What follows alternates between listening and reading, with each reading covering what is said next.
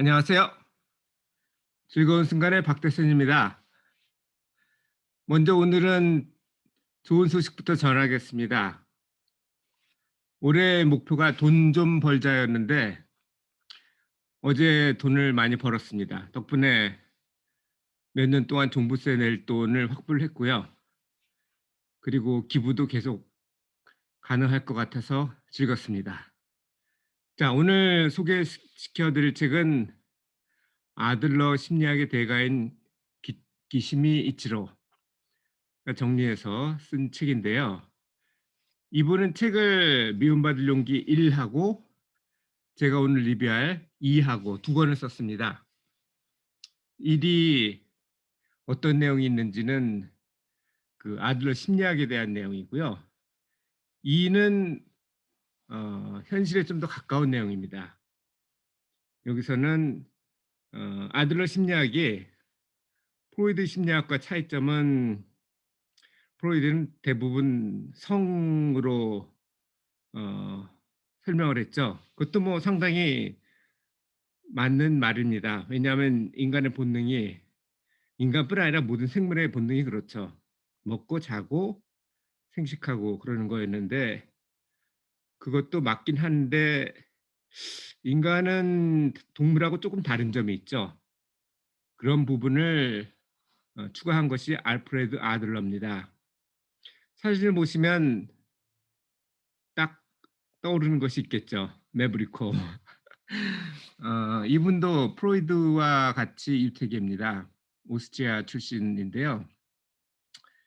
정신분석학의 프로이드 강좌를 듣고 아, 이렇게 설명할 수 있구나 해서 참여를 했다가 너무 섹스에 치중한다라고 생각을 해서 사실 생물이라면은 뭐 성욕이 있으니까 거기에 대해서 설명하는 것도 좋지만 인간은 생물하고 좀 다른 것이 사회의 동물이고 그리고 그것이 훨씬 더 큰 역할을 끼쳤어요.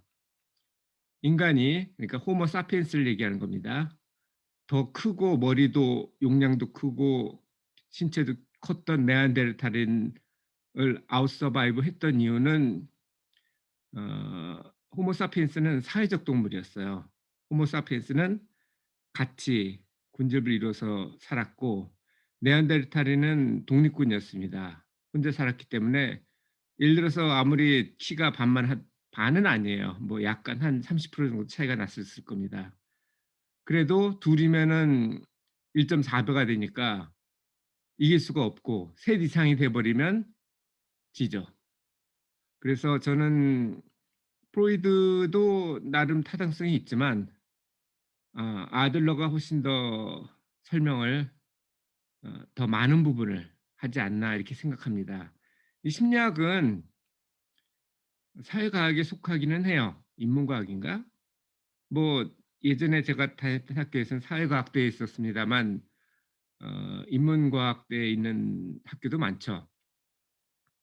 이분은 어쨌든 열등감이 가장 인격을 왜곡하고 그래서 그것을 치유를 해야 된다라고 설명을 하고 있는데 그 열등감이라는 거는 사회가 없으면 존재할 수 없어요. 열등감이라는 건 남과 비교했을 때 내가 떨어진다라고 느끼는 그런 거거든요. 그게 반대로 적용되면 뭐라 그러죠? 우등감이라고 해야 되나요? 어쨌든 다른 사람하고 다르다. 내가 뭐 떨어진다 혹은 뭐 뛰어나다. 그럼 거꾸로 보면 다른 사람을 열등하게 보는 거죠. 그것도 열등감이죠. 반대짓긴 하지만. 그래서 이분이 창시한 것은 개인 심리학인데요. 어, 사회에 속한 개인을 중시하는 프로이드는 생물로서의 본능의 그런 시각을 많이 받고 아들러는 사회에 있어서의 인간의 시각을 많이 받습니다. 그래서 이 성이라는 게 이게 뭐랄까 대놓고 말하기 좀 어려운 부분이죠. 그래서 종교기관에서 많이 환영을 했다고 합니다. 뭐 둘 다 프로이드나 아들러나 그리고 제가 저번 몇 번 언급을 했던 빅터 이 프랭클이나 전부 다 똑같아요. 전부 유태인이고 독일 오스트리아 출신이고 그리고 심리학자이기도 합니다. 자, 그럼 아까도 설명드렸지만 1권은 이론을 얘기를 했고 2권은 현실을 얘기를 했다는데 현실에서 중요한 거는 타인을 존중하라는 거예요. 타인을 존중하라는 건 무슨 얘기냐면은 나는 예를 들어서 뭐 지나가는 사람이 국어를 해요. "아 제가 집에 가야 되는데 차비가 없어요."라고 이렇게 뭐 서울역이나 이런 데서 만났던 사람도 있을 겁니다. 혹은 "배가 고프니 먹을 걸 주세요." 그럴 때 대부분은 어떻게 생각을 하냐면은 저 사람이 돈이 있는데 특히 제가 지금 유학 와 있는 캐나다에는 그렇습니다. 캐나다는 한국보다 훨씬 더 잘 돼 있거든요. 그 사회보장 제도가 잘 돼 있어서 아무 소득이 없으면 도시에 따라 좀 다르지만 한 500 불에서 700불 정도를 줍니다, 정부에서. 그 돈이 뭐 많지는 않죠. 그렇지만 제가 학생으로 한 달에 쓰는 돈이 예산이 400 불이거든요. 월세 330불 내고 식비로 60불 쓰고 핸드폰 값으로 10 불을 씁니다. 그거보다 많은 돈이에요. 그러니까 캐나다에서 특히 한국도 요즘엔 제공이 되는 거로 알고 있습니다만 일단 여기를 기준으로 해 보겠습니다. 제가 최근 10년 동안 여기서 있었기 때문에. 그러면 "배가 고파요." 하고 "돈 좀 주세요." 그러면 이거는 거짓말이죠, 정확히 얘기하면. 하지만 아들러 이론에 따르면 주라는 거죠. 저 사람이 도움을 바란다. 그리고 내가 도움 줄 만한 돈이 있다. 예를 들어서 뭐 어 여기 버스표가 2.5 불이거든요.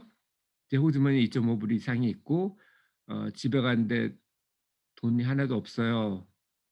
그러면 사실 저 같으면 걸어갑니다. 여긴 큰 도시가 아니기 때문에. 그런데 뭐 그렇지 않다고 아니 먹는 게 낫겠습니다. 일단 "배가 고픈데 먹을 게 없어요." 그러면 뭐 한 10 불이면 충분히 그로서리 같은 데 가서 한 끼 때울 정도는 사 먹을 수 있거든요. 저는 하루에 2불 씁니다. 어쨌든 제가 그러면은 뭐 주머니에 돈이 있다면 주라는 게 아들러의 이론이에요. 그러니까 내가 도움이 필요한 사람한테 도와주는 거는 좋은 일이죠. 그리고 그 사람이 나한테 도움을 요청했는데 그게 어 거짓이었다면 예를 들어서 배가 고픈 게 아니고 마리화나 여기는 합법이거든요. 마리화나나 뭐 마약이나 그건 불법입니다. "술을 마실 돈을 달라." 그러면 사실대로 얘기를 하면 제가 안 주겠죠.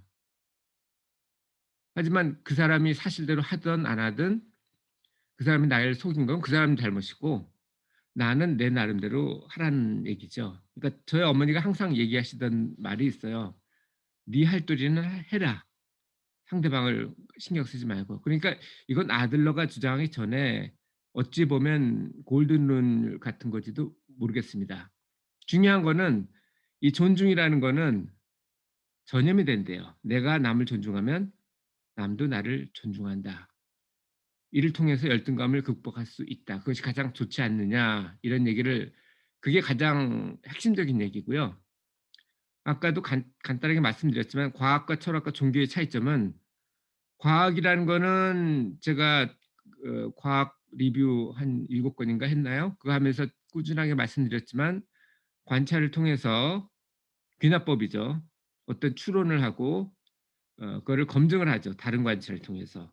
그래서 반증이 안 되면 그거를 진실이라고 인정을 하고 기존 지식 체계에 연결하는 것이 과학적인 연구 방법입니다.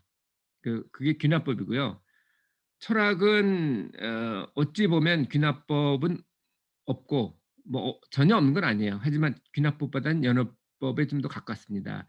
어떤 옳다고 생각되는 혹은 뭐 옳다고 입증이 된 반증되지 않은 그런 걸로부터 '이렇게 될 것이다.'라고 하는 게 철학이죠. 예를 들면 '인간은 죽는다.'라는 것이 진리죠. 과학적인 진리입니다.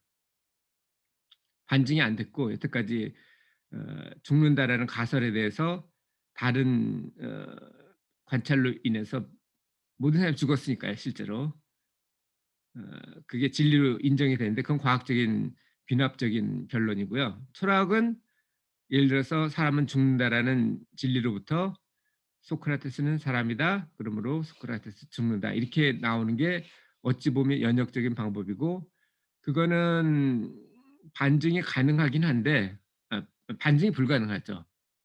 이런 사상과 판단은 철학입니다. 철학도 일부는 과학적인 게 있기는 해요.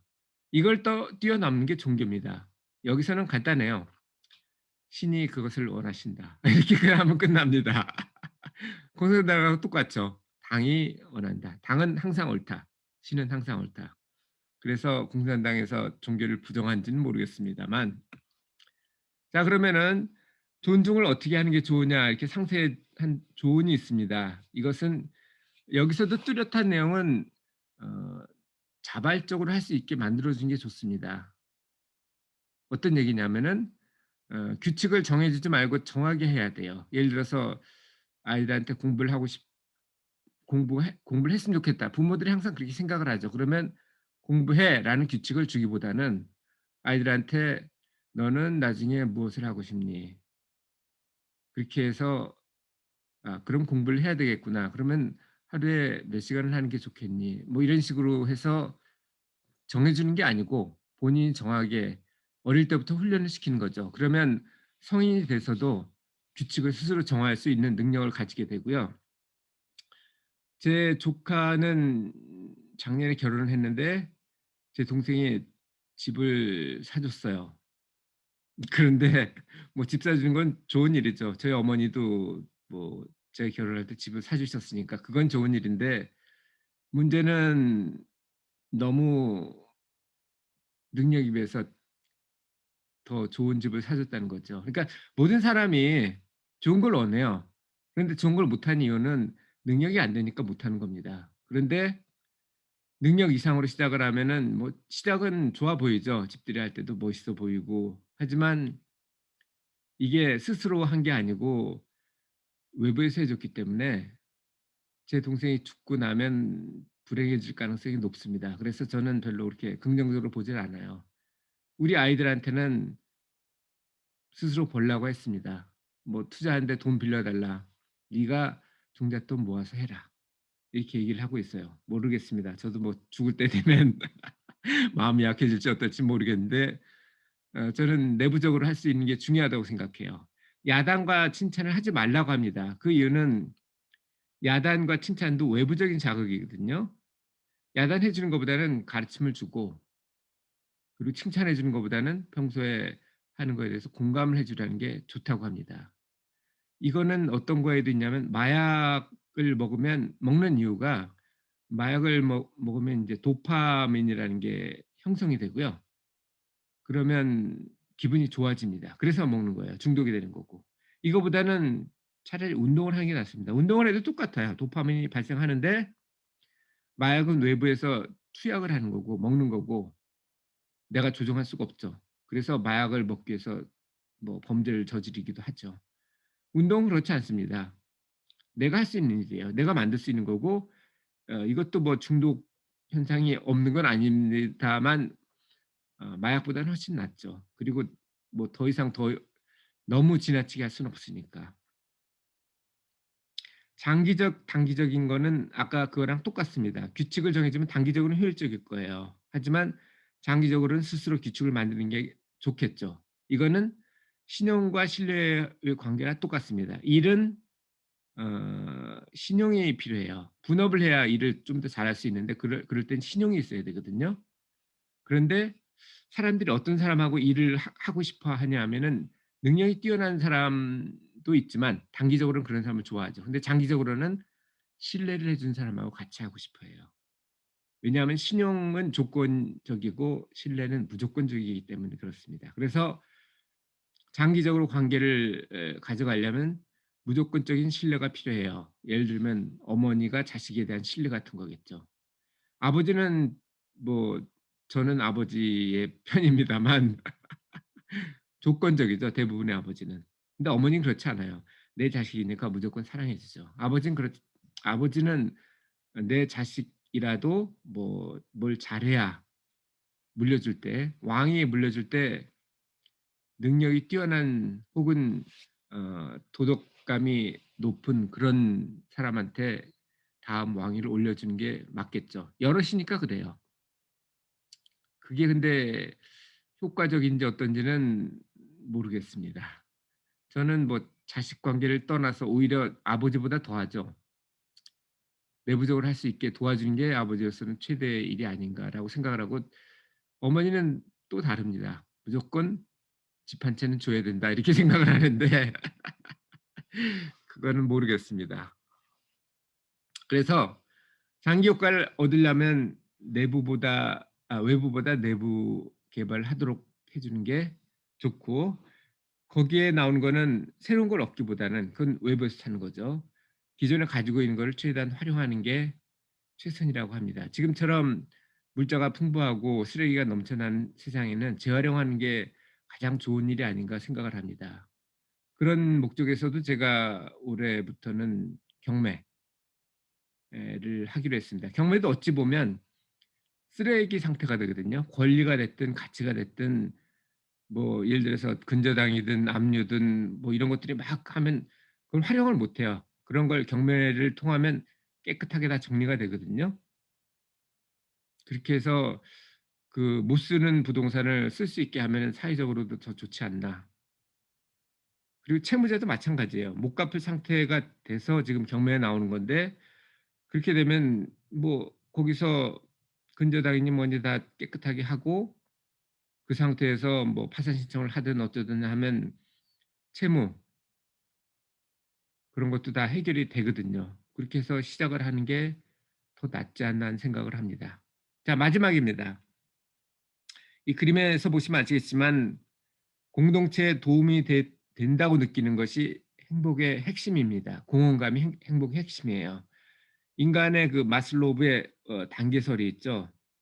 뭐 기본적인 생존부터 시작해서 안정, 어 인정 뭐 이런 식으로 쭉 올라가는데, 사람은 인정받고 있을 때, 내가 공헌하고 있을 때, 그럴 때 행복을 느낍니다. 당장 좋으려면 뭐 먹거나 섹스를 하거나 자거나 이런 데 돈을 쓰는 게 좋아요. 하지만 더 기분이 좋으려면 그 돈을 나보다 더 필요한 사람한테 기부를 하는 겁니다. 그러면 받는 사람이 행복해지죠? 아까 얘기한 그 세 가지가 충족이 됐으니까. 그것도 아예 먹을 게 없는 사람이 빵 하나 받는 거랑 배부른 사람이 빵 하나 받는 거랑은 달라요. 훨씬 더 행복할 겁니다. 같은 일불이라 하더라도 배고픈 사람이 갖는 일불이 훨씬 더 중요합니다. 사회에서 행복감이 늘어났죠? 나는 공동체에 도움이 됐죠. 내가 예전에 어릴 때 특히 어머니한테 젖을 받아서 먹었죠. 내가 할 수 있는 게 없었습니다. 그때 도움을 받았는데 사회에 그걸 돌려주는 겁니다. 부모님을 모시는 것도 그런 일 중에 하나가 될 거고, 그리고 다른 배고픈 사람을 한테 혹은 뭐 학비가 없는 사람한테 주는 것도 아주 기쁜 일이 될 겁니다. 그래서 저는 가난한 나라, 정말 먹을 게 없는 나라보다 물자가 풍부한 나라, 북구 같은 데가 되겠죠. 거기는 우리나라보다도, 우리나라는 물론이고 제가 지금 있는 캐나다보다도 훨씬 더 잘 돼 있습니다. 거긴 걱정할 게 없어요. 생계가 보장이 되니까 국가에 의해서. 그런데 이상한 거는 그런 나라일수록 자살률이 높습니다. 행복하지 않다는 거죠. 공동체에 도움이 되는 게 아니고 부담이 되는 거예요. 만약 그런 상태라면 여러분이, 그러면 봉사를 하십시오. 돈이 없어도 할 수 있어요, 봉사는. 인도의 다람살라에 저는 올해 혹은 내년에 갔으면 좋겠는데, 거기에 가면 망명 정부가 있습니다. 티베트 달라이라마가 거기 다람살라에 망명 정부를 세웠죠. 거기도 있고 어디죠? 그 수녀, 노벨상을 받은 수녀가 세운 인도의 빈민구제 기관이 있습니다. 그게 어디였죠? 그 동부 어디였는데 아주 지저분한 도시죠. 그런 데 가서 봉사를 하시면 돼요. 숙식 제공합니다. 봉사만 하시면 돼요. 물론 뭐 왔다 갔다 차비는 들겠지만 어 차비가 없는 분이면 근처에서 봉사를 하셔도 돼요. 그러면 그분을 보면 저보다 아마 물리적으로 불행할 거예요. 그러니까 상대적으로 행복해지고 그분은 도움을 받으니까 행복하고 나는 도움을 줄 수 있으니까 행복하고 차라리 자살할 용기가 있으면 그렇게 봉사 죽을 때까지 봉사를 하겠다 이렇게 서원을 하고 하시는 게 자신은 물론이고 사회에도 도움이 되지 않을까 생각합니다. 적어도 내가 받은 거 이상은 제공을 해야 돼요. 그게 저의 결론이었습니다. 여러분은 어떤 것을 느꼈나요? 아들러 심리학에 대해서. 정리하면 아들러는 사회 안에서 인간이 더 중요하다. 프로이드의 그 본능설도 중요하지만 사회에서의 관계가 더 중요하다라는 거를 얘기를 했는데 그 관계는 열등감이라는 거로 나타나고요. 자신이나 혹은 주위에 열등감을 가진 사람이 있다면 기부나 봉사를 통해서 그걸 떨칠 수 있지 않을까. 그래서 본인도 그렇고 주위도 행복하게 하지 않을까. 이런 생각을 해봤습니다. 뭐 오늘도 좋은 내용으로 시작을 해서 즐겁게 끝냈고요. 앞으로도 더 좋은 내용을 가지고 찾아뵙도록 하겠습니다. 감사합니다.